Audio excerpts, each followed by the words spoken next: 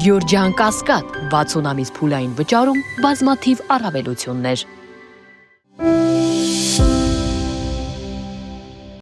2019 թվականին Հայաստանում տրամադրվել է բնակության 7800 թույլտվություն, 2022 թվականին 16600, իսկ 2024-ին 12491 թույլտվություն։ Դիմումների ամենամեծ թիվը ստացվել է Ռուսաստանից, որին հաջորդում է Հնդկաստանը։ Ռուսաստանից բնակության թույլտվության համար դիմողների գերակշիռ հատվածը տեղեկատվական տեխնոլոգիաների ոլորտի մասնագետներն են։ Հնդկաստանից դիմողները հիմնականում Հայաստանում սևագործ աշխատանքով են զբաղվում։ Մեծ հաշվով սա բաց չէ, եթե պրոցեսը վերահսկվում է, իսկ պրոցեսը մեղմ ասած չի վերահսկվում։ Ներքին գործերի նախարարությունը խորհրդարանին է ներկայացրել օրինագիծ, որով տարեկան քվոտաներ են սահմանվելու միգրանտ աշխատողների թվի համար։ Չեմ կարողանում հասկանալ այս քվոտավորման իմաստը ինձ համար։ Միգուցե կառավարությունը, որ ներդնի սկսի աշխատեցնել, մենք էլ հասկանանք։ Այսինքն կառավարությունն օրինակ հաջորդ տարվա համար կարողանալու է ֆիքսել, որ երկիրը հնարավորություն ունի ընդունել, ասենք 10,000 աշխատանքային միգրանտ, եւ ըստ այդմ հենց այդքան անձի է տրվելու բնակության թույլտվություն։ Այստեղ կա մեկ այլ խնդիր, իսկ ինչպես է որոշվելու, որ այս աշխատանքային միգրանտը երկրին անհրաժեշտ է, իսկ նրանից հետո դիմողը ոչ։ Գուցե իրենք ունեն հաշվարկներ ինչպես են քվոտավորելու, որտեղ ԵՄ-ն ունի այդ համակարգը եւ բավական լավ հաշվարկում են իրենք։ Ես չգիտեմ, միգուցե իրենք արդեն համակարգ ունեն, որտեղ ես դրանից տեղյակ չեմ, բայց այն տեղեկությունը, որը ես ունեմ, ես կարծում եմ, որ այդ քվոտավորումը այս պահին դեռ շուտ է դրան անցնելը։ Ներկա օրենսդրության համաձայն գործատուն կարող է օտարերկրյա քաղաքացուն աշխատանքի ընդունել միայն այն բանից հետո, երբ հիմնավորի, որ տեղացի բնակիչների շրջանում մասնագետ չի գտել։ Այսինքն, ըստ գործող կարգի բիզնեսմենը դիմում է տարածքային զբաղվածության կենտրոն, եւ եթե այնտեղ չկա անհրաժեշտ աշխատանք, փնտրողի մասին տվյալներ կամ հնարավոր աշխատանքի թեկնածուն չի բավարարում գործատուին, այդ դեպքում վերջինը կարող է աշխատանքի ընդունել միգրանտի։ Սակայն գործնականում գրեթե երբեք այդպես չի արվում։ Օրինակ, անցյալ տարի գործատուներն այդ կերպ վարվել էին ավելի քան 10,000 դիմողներից ընդամենը 10-ի դեպքում։ Մյուս կողմից բիզնեսին եւս մեղադրել թերևս չի կարելի։ Օրինակ շինարարությունում, եթե բանվորը 4-5 տարի առաջ 10,000 դրամով օրեկան այդ սիրով կաշխատեր, հիմա 15-20-25,000 է հասնում։ Այս խնդիրը սուր է նաև գյուղատնտեսության ոլորտում։ Դաշտերում աշխատող մարդկանց օրական վարձատրությունից է կախված գյուղմթերքի ինքնարժեքը, հետևաբար մրցունակությունը դրսի շուկաներում։ Արդյունքում ստացվում է, որ շատ ֆերմերների համար միակ լուծումն աշխատանքային միգրանտների օգնությանը դիմելն է։ Այսօր հայկական աշխատողը շատ բաներ չի նախընտրում անել, չի ցանկանում անել, քվոտավորել միգրանտների քանակները, առանց բիզնեսի հետ դա լուրջ քննարկելու, ինքը ոչ թե օգուտ կտա, այլ խոչընդոտ կստեղծի տնտեսության զարգացման, որովհետև խոչընդոտելով, որ միգրանտներ չգան կամ քիչ կան, դա չի նշանակում, որ տեղական գործազուրկները կսկսեն աշխատել։ Այսինքն այստեղ ունենք երկու խնդիր, որոնք պետք է լուծվեն, բայց ոչ միմյանց հաշվին։ Մի կողմից չվերահսկվող աշխատանքային միգրացիան սոցիալական եւ անվտանգային ահռելի ռիսկեր ունի, մյուս կողմից տեղական ձեռնարկություններում աշխատատեղերի խնդիրը չի լուծվում, տեղում անհրաժեշտ աշխատուժի բացակայության հետևանքով։ Կառավարությունը մտադրություն ունի գործատուներին բաժանելու երկու խմբի՝ բարեխիղճ ու ոչ բարեխիղճ։ Առաջին խմբում են ընդգրկվելու այն գործատուները, որոնք օրենքով սահմանված կարգով գրանցում են իրենց աշխատողներին։ Երկրորդում նրանք, ովքեր իրենց աշխատողների հետ չունեն պայմանագրեր եւ վերջինների համար չեն վճարում հարկեր։ Տարանջատելով այս երկու խումբ բիզնեսմեններին հնարավոր կլինի նաեւ, ասենք, պետական աջակցության ծրագրերին մասնակից դարձնել միայն բարեխիղճ ընկերություններին։ Լուրը տարածվելուց հետո կարծիքները եղան, որ նման բաժանումը կարող է կիրառվել քաղաքական ենթատեքստով։ Պետության նպատակը շատ պարզ է՝ խթանել, որ բոլոր գործատուները գրանցեն իրենց աշխատողներին եւ ապահովեն օրինական աշխատանքային հարաբերություններ։ Սա որևէ քաղաքական ենթատեքստ չունի։ Խոսքը աշխատանքի իրավունքի պաշտպանության մասին է, որը միտված է աշխատողների սոցիալական երաշխիքների ապահովմանը։ Զբաղվածության ոլորտում պետության այս մոտեցումը համահունչ է բազմաթիվ երկրների փորձին, որտեղ պետական ծրագրերն օգնել են նվազեցնել ոչ ֆորմալ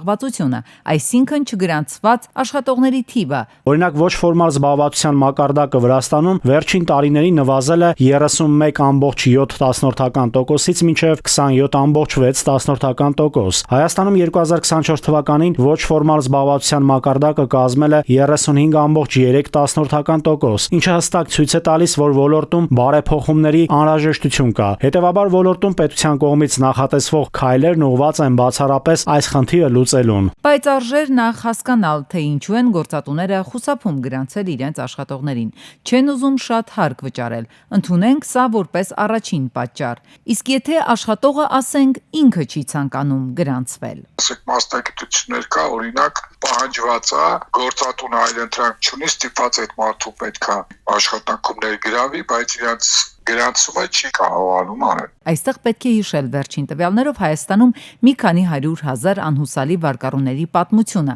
Նրանցից 120,000-ի համար պետությունը ծրագիր է սկսել, սակայն այդ ծրագրից օգտվել է ընդամենը մի քանի հազար մարդ։ Այսինքն մի քանի 100,000 մարդ նախընտրում է աշխատել առանց գրանցվելու, նույնիսկ եթե գործատուն դա ցանկանում է անել։ Մարդկանց անհրաժեշտ է արձերն աշխատավարձ, առանց պարտքատեր բանկերի միջամտության։ Եվ ավելի աշխատող ունեցողները Երևանում գործունեություն եթե իրականացնում են, ապա աշխատվածը պետք է անկախիկ վճարեն։ Դեռ այն ժամանակ այդ խնդրի մասին ասացին։ Չլսեցին, արդյունքում ինչ եղավ, քանի որ ստիպված պետք է ասում ենք, դա ստվերը մեծացնելու է։ Մեկ այլ խնդիր են աշխատանքային միգրանտները, որոնց գրանցման հետ կապված եւս օրենսդրական տեխնիկական խնդիրներ կան, այսինքն գործատուն, որը նույնիսկ պատրաստ է բարեխղճորեն պայմանագրեր կնքել նրանց հետ, ստիպված է ընկնել ծանր բյուրոկրատական քաշքշուկի մեջ։ 12-րդ դասարանցիները հնարավոր է շուտով դպրոցներում վարորդական իրավունքի տեսական գիտելիք ստանան։ Խորհրդարանում իշխանական թևի падգամավորի հայտարարությանն ի պատասխան կրթության նախարարն արձագանքեց. հրաշալի առաջարկ է, կքննարկեն ու գուցե սեպտեմբերից կմեկնարկեն։ Ես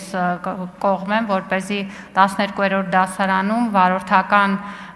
դասընթացը առնվազն տեսական մասով դառնա հնարավորություն մեր աշակերտների համար եւ իրեն կարողանան նաեւ հանձնել համապատասխան քննությունները, վստահ եմ, որ կարող ենք առնվազն սկսել փորձարկել օրինակ ավագ դպրոցներից հաշվի առնելով նաև կադրային հնարավորությունները։ Նախարարի այս հայտարարությունը քննարկումների շարժառիթ դարձավ։ Ոլորտի փորձագետները նշում են, թե աշխարհում ընդունված պրակտիկա է որոշ երկրներում նույնիսկ պարտադիր, բայց մեր երկրում այն ներդնելու համար բավականին մեծ ջանքեր կպահանջի։ Դրա տեսական ուսուցումը անիմաստ է, այսինքն եթե մենք պետք է դպրոցներում տեսական սովորեցնենք, դա անիմաստ է, որտեղ աշակերտը ինքն էլ կարող է այդ հարցերը վերցնել, տանը տեսական սովորի։ Ուսուցման ամբողջ արժեքը իր գործնական հատվածի մեջ է։ Իսկ գործնական հատվածը անելու համար դպրոցներին պետք են մեքենաներ, ինստրուկտորներ, իսկ դա հսկայական ծախս է, որովհետև եթե մի քանի 100 աշակերտ են, մեկ մեքենայով չեք կարող սովորեցնել։ Եթե տվյալ առարկան նպաստելու է երթևեկության կարգ ու կանոնին, անվտանգությանն ու քաղաքացիական գիտակցության բարձրացմանը, ապա դա միայն ողջունելի է, ասում է ոլորտի փորձագետը։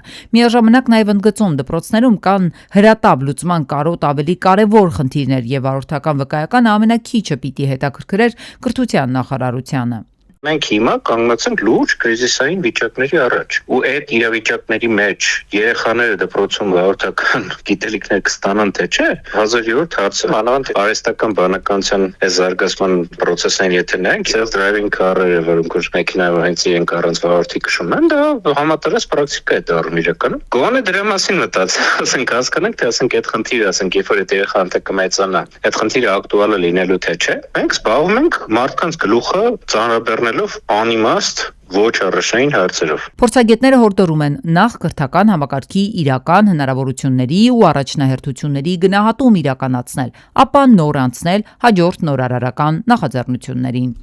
Կան պրեպարատներ ամերիկան է իրանց սերտիֆիկացվում որպես որակի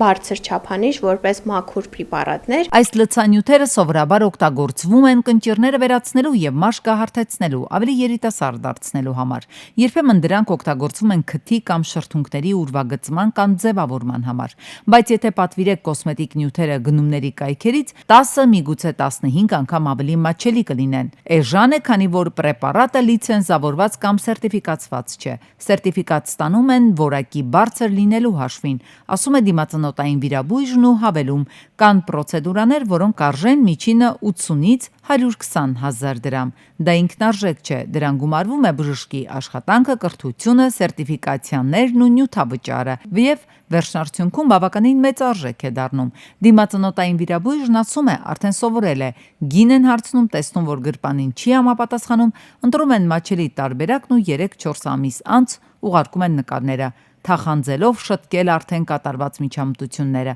ինչը քառակի ավելի թանկ է նստում։ Ինչպես ֆունկցիոնալ խանգարման, այսինքն օրինակ տեսողության խանգարում, շնչառության խանգարումներ են լինում, բորբոքային պրոցեսներ են լինում դեմքի վրա, իշեմիաներ եմ ես հանդիպել։ Հեմատոման ամենաթույլ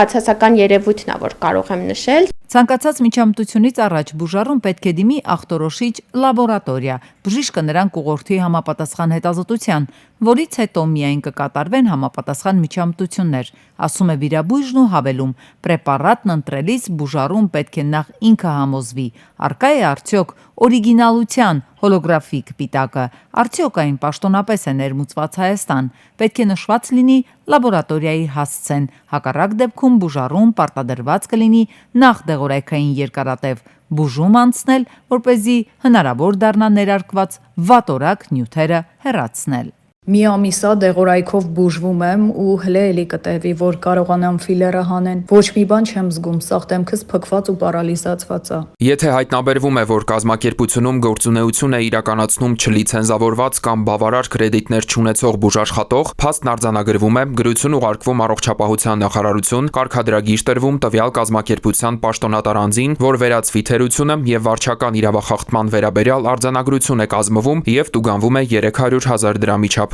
Մասնագետը խորհուրդ է տալիս, եթե ֆինանսապես պատրաստ չեք որակյալ պրոցեդուրայի, ավելի լավ է այն հետաձգել, վստահ լինել, որ դա կատարում եք որակավորված բժշկի մոտ, քանի որ 15-20,000 դրամանոց պրոցեդուրաները բուժառուին արդեն իսկ պետք է վախեցնեն։ Միջազգային կազմակերպություններից մեկի հետազոտության տվյալներով քթի շուրջը գտնվող հատվածները հատկապես ռիսկային են ներարկման համար, քանի որ քթի արյան անոթները կապված են գլխի շատ կարևոր հատվածների հետ։ Այս անոթների վնասումը կարող է լուրջ բարդություններ առաջացնել, այդ թվում մաշկի վնասվածք, կուրություն, դեմքի դեֆորմացիա եւ կաթված։